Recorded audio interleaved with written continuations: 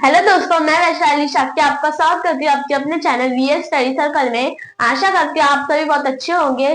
जैसे कि आपको पता है हमारे समानुपात के दो टाइप्स हो गए हैं, तो आज हम लोग तीसरा टाइप शुरू करने वाले हैं। तो शुरू करते हैं टाइप नंबर 3। ठीक है, इसके भी क्या दो टाइप्स होते हैं। एक क्या होता है, एक में होता है ऐड और एक में होता है सब्ट्रैक्ट, मतलब जोड़ना और घटाना। अभी मेन चीज है इसमें कितने नंबर्स, क्वेश्चन जो रहता है कितने नंबर्स का आएगा। यहाँ पे कितने नंबर्स का आता है, 4 नंबर का। ए बी सी और डी आता है और हमको एक्स की वैल्यू क्या पूछी जाती है। ठीक है, ये 4 नंबर आएगा, हमको एक्स की वैल्यू पूछी जाएगी।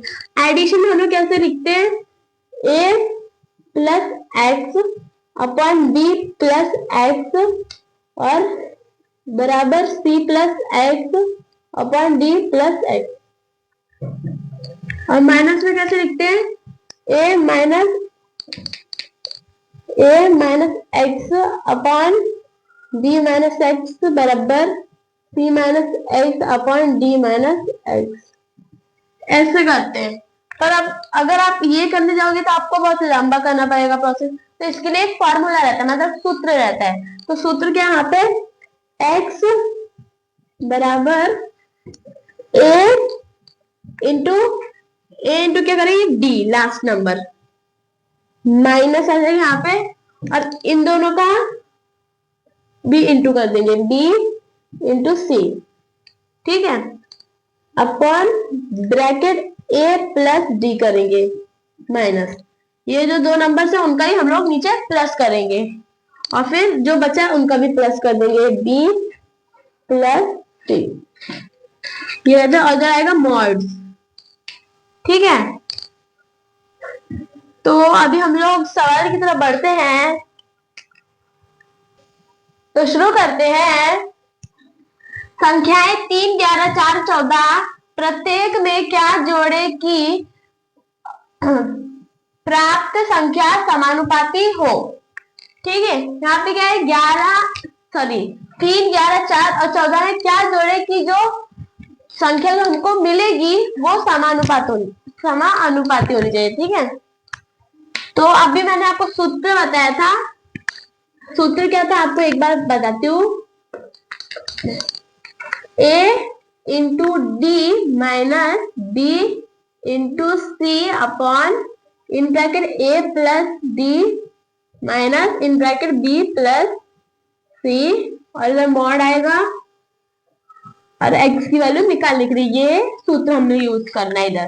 ठीक है, x बराबर a इंटू डी, ए क्या है 3 इंटू डी मतलब d क्या है 14 माइनस, और जो बची हुई संख्या है 11 इंटू 4 अपॉन इन ब्रैकेट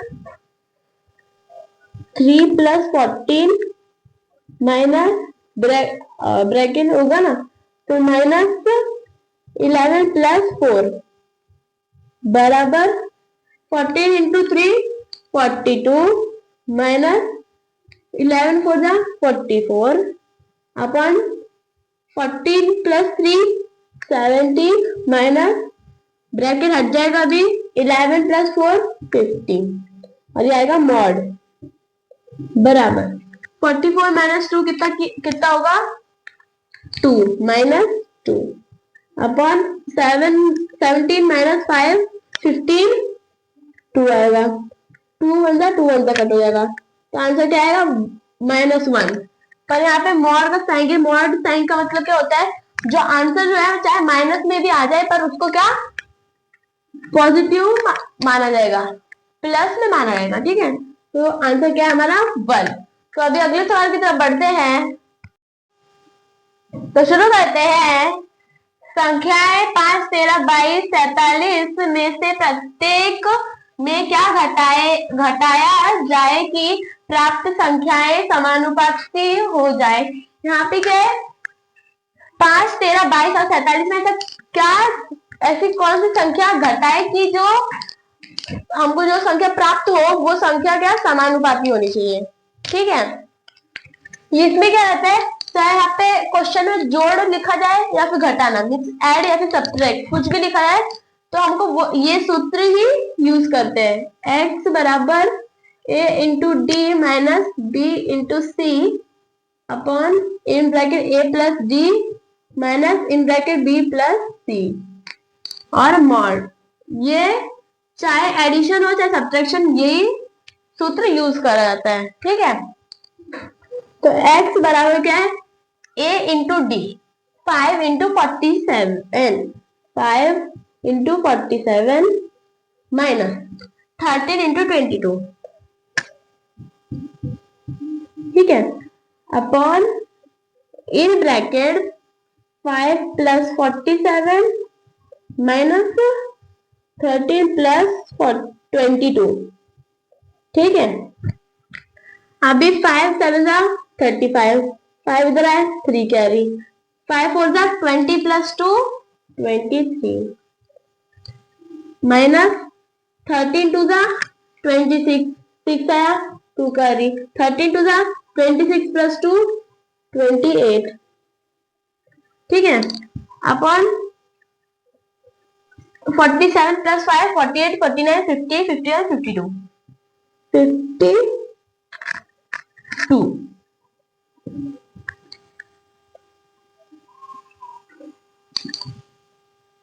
ठीक है, अभी 2 प्लस 3 5 और 2 प्लस 1 3 बराबर। ठीक है, अभी माइनस करो, 6 माइनस 5 1, सॉरी मॉड आएगा इधर, और 8 माइनस 3 5 आएगा और 2 माइनस 2 0 होगा 10। फिर 2 और 2 माइनस 5 तो होगा नहीं, तो 12 माइनस 5 कितना हो जाएगा 7 और 5 माइनस 3 2, सॉरी 4 माइनस 3 1 आ जाएगा।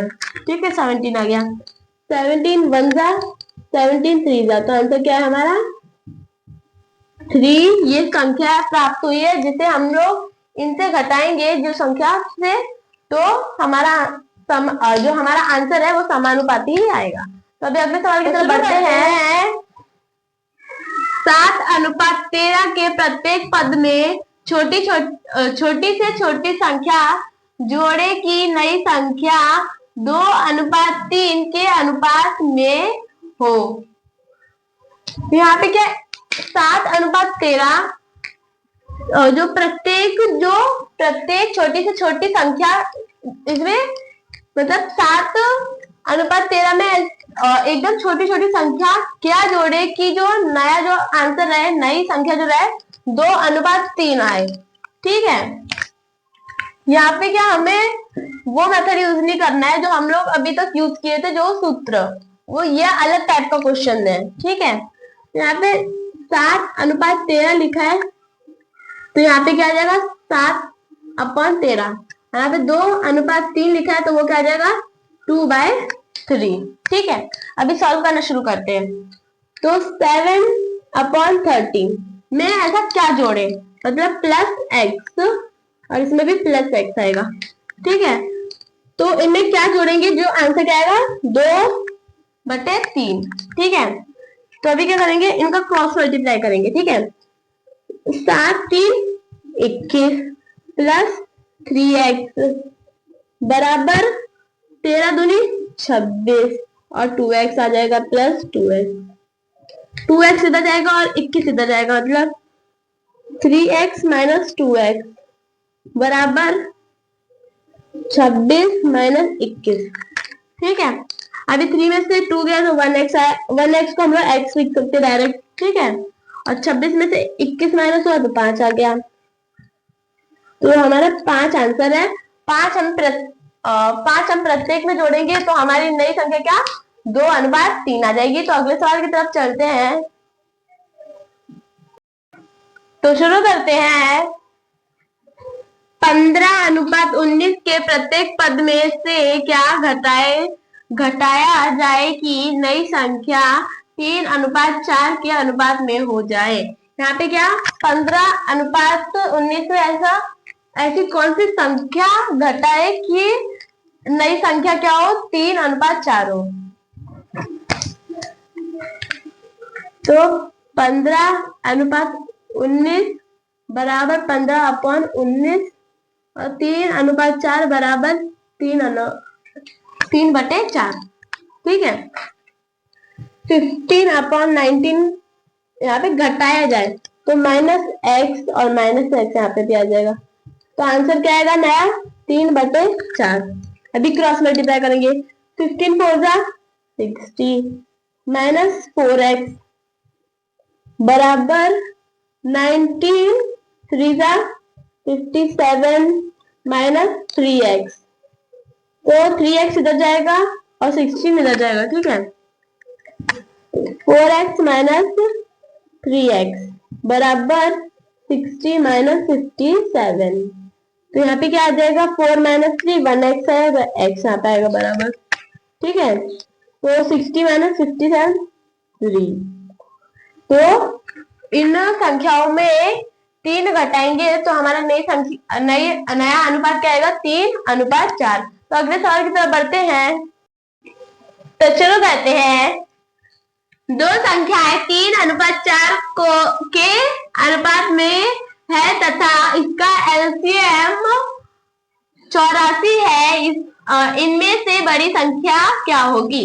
यहाँ पे क्या दो संख्याएं दिए गए 3:4 दिया है तो इनका एलसीएम क्या है 84। तो यहाँ पे हमको बड़ी संख्या क्या होगी पूछा गया है।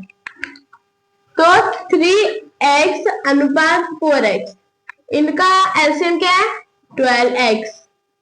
12x इनका एलसीएम है तो 12x बराबर 84। इसको कट करें 12 1 12 7 तो x बराबर 7 आ गया।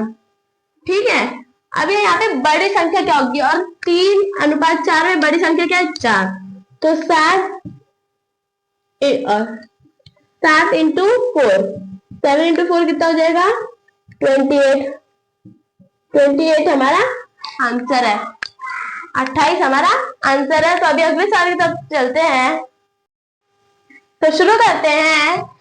दो प्रकृत संख्याएं 3:5 के अनुपात में है तथा इनका गुणनफल 2160 है। इनमें छोटी संख्या क्या होगी। यहाँ पे क्या दो प्रकृत संख्याएं 3:5 तो इनका गुणनफल कितना 2160। तो हमको इनमें से छोटी संख्या क्या होगी मतलब छोटी संख्या निकालनी है। तो क्या होगा 3x गुणनफल मतलब मल्टीप्लाई 5x बराबर 2160। ठीक है। तो x कितना हो जाएगा x² बराबर 2160 अपन 3 × 5 15 15 1 21 - 15 कितना आएगा 6 66 नहीं आता है 4 से आता है 60 माइनस के 6 आया 0 64 था। तो x² बराबर 144। अब स्क्वायर हटा देंगे x बराबर अंडर रूट में आ जाएगा 144। तो x बराबर इसका स्क्वायर कितना है 12। आंसर आ गया 12 मतलब 12 आया। सॉरी यहाँ पे क्या हमको छोटी संख्या पूछी है तो 12 आया। 12 और इन दोनों से छोटी संख्या कितनी है 3। तो 12 × 3 तो कितना आएगा 36। तो 36 हमारा क्या है छोटी संख्या है। तो अभी अगले सवाल की तरफ बढ़ते हैं। तो शुरू करते हैं। सूरज अपनी आय का कुछ भाग खर्च करता है तथा शेष भाग बचाता है। उसके खर्च तथा बचत का अनुपात 6:1 है। यदि सूरज की आय 42,000 रुपए है तो उसका खर्च रुपए में खर्च कितना है। ठीक है। यहाँ पे क्या सूरज की आय का कुछ भाग वो बचाता है और कुछ भाग वो खर्च करता है। खर्च कितने करता है 6 और बचाता कितना 1 मतलब खर्च और बचत का अनुपात कितना है? 6:1। ठीक है, और उसकी टोटल आय कितनी है? 42,000 रुपए। तो हमको रुपए में उसकी बचत निकालनी है। ठीक है, सॉरी, रुपए में बचत नहीं, खर्च निकालना है हमको। ठीक है, तो यहाँ पे क्या 3 चीजें हैं? खर्च अनुपात, बचत अनुपात, आय। ठीक है, ये 3 चीजें हैं। खर्च कितना करता है? 6। अनुपात बचाता कितना है? 1। तो उसकी आय कितनी होगी? 7। इन दोनों को जोड़ेंगे तो आय निकल जाएगी हमारी 7। ठीक है, फिर क्या? उसकी आय कितनी है रुपए में? 42,000 अपॉन अनुपात में कितनी है? 7 इंटू हमको खर्च कितना हुआ रुपए में निकाला, तो खर्च कितना है? 6। 7 1 जा, ये 7 6,000 का, तो 6 6 जा 36 और ये 3 0 रहेंगे। रुपए की क्या है? रुपए खर्च करता है वो 36,000 रुपए वो खर्च करता है। तो अभी अगले सवाल की तरफ बढ़ते हैं, तो शुरू करते हैं। अमन तथा वीर की वार्षिक आय 3:2 के अनुपात में है, जबकि उसका खर्च 5:3 के अनुपात में है। यदि उनमें प्रत्येक की वर्ष अंत में बचत 1,000 रुपए हो तो अमन की आय कितनी है? यहाँ पे क्या अमन और वीर, ये दो लोग दिए जिनकी वार्षिक आय कितनी है? 3:2, और वो लोग खर्च कितना करते हैं अपनी आय का? 5:3। तो उनकी बचत कितनी है, मतलब महीने की बचत कितनी है उनकी? 1,000 रुपए। ठीक है, तो यहाँ पे हमें अमन की आय निकालनी है। अमन की आय कितनी है? ठीक है, यहाँ पे है अमन और अनुपात वीर। ठीक है, पहले क्या? आय, और फिर क्या? खर्च और बचत। ठीक है, आय कितनी है अमन और वीर की? 3:2, और खर्च कितना है उनका? 5:3। अभी ये ऐसा हुआ है कि आय, आपको समझो, आपको हमने 3 रुपए दिए और आप 5 रुपए की चीज ले लो दुकान पे आके।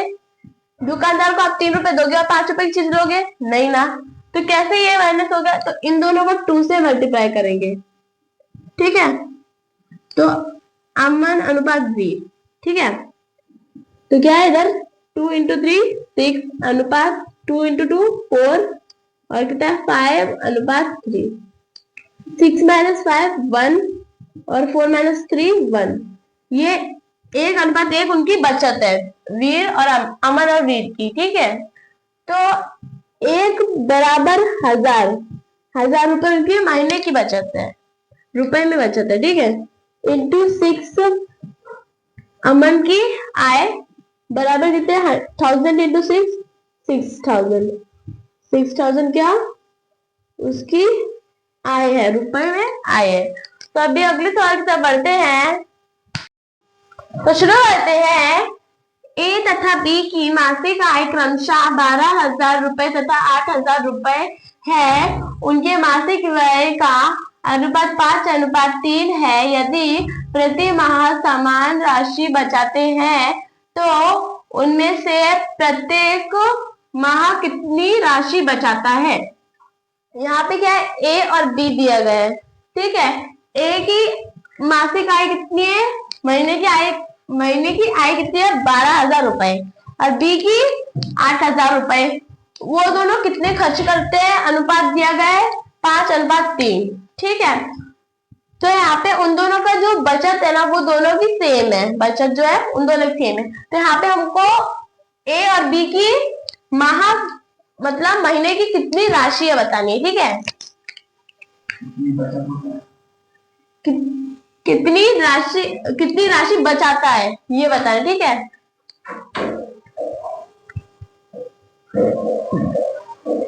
ए की मासिक आय कितनी है? 12,000। अब वो खर्च कितना करता है?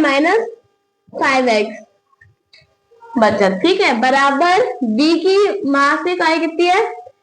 8,000 -3x वो खर्च कितना करता है? B 3x। तो यहाँ पे 5x इधर जाएगा, 8,000 इधर आएगा, ठीक है।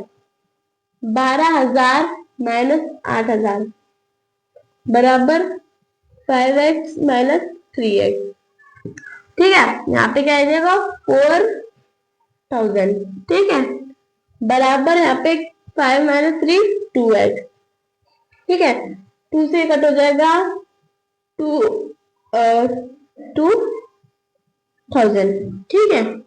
2,000 बराबर x की वैल्यू कितनी? 2,000। अभी हम लोग चेक करेंगे कि इसका आंसर सही है या गलत। तो इसके लिए क्या करेंगे हम लोग? 12,000 अनुपात 8,000 उनकी मासिक आय लिखेंगे, माइनस 2,000 करेंगे,